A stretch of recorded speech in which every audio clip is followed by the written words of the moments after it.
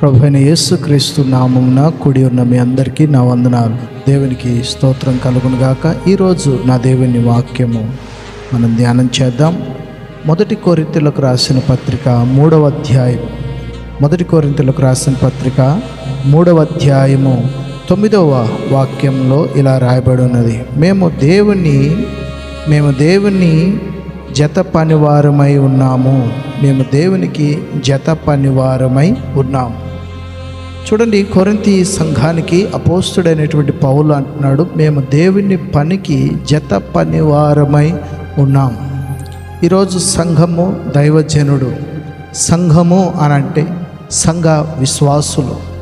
దైవజనుడు అంటే దేవుని పిలుపును బట్టి ఏర్పరచబడి దేవుని పిలుపుకు లోబడి సమస్తమును విడిచి దేవుని కోసమే జీవిస్తున్నటువంటి వాడు.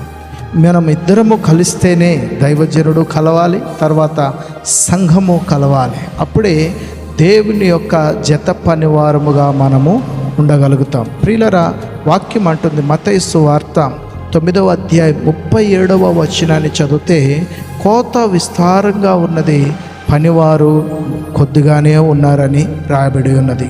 కనుక ఈరోజు మనం దేవుని పని చేయాలంటే సంఘ బిడ్డలు అలాగే సంఘముస్తులు దేవుని సేవకునితోటి కలవాలి. దేవుని సేవకుడు దేవుని ఆధారము చేసుకుని దేవుని పనిలో హుషారుగా ఉండాలి. దాని గురించి వాక్యం అంటది, పరిశుద్ధమైన దేవుని గ్రంథములో ఇలా రాయబడి ఉన్నది. 2వ దినవృత్తాంతముల గ్రంథము 2వ అధ్యాయము 2వ అధ్యాయంలో మనం చూస్తే 13వ వచనాన్ని చూస్తే, చురుకైన పనివాడు అని రాయబడి ఉంటుంది. చురుకైన పనివాడు, సేవలో చురుకైన వాళ్ళు ఉండాలి, హుషారైన వాళ్ళు ఉండాలి. అలాగే సంఘ బిడ్డలు కూడా దేవుని పని విషయమై హుషారు కలిగి ముందుకు సాగాలి. సోమరిగాను, నిద్రపోతులుగాను, పట్టింపు లేనట్లుగాను, హుషారు లేనట్లుగాను, లోక సంబంధమైన విషయాలకు హుషారుగా ఉండి ఆత్మ సంబంధమైన విషయాలకు అశ్రద్ధ కలిగి జీవిస్తున్నట్లయితే ప్రియులరా, సంఘములో నువ్వు వర్ధిల్లలేవు. సంఘములో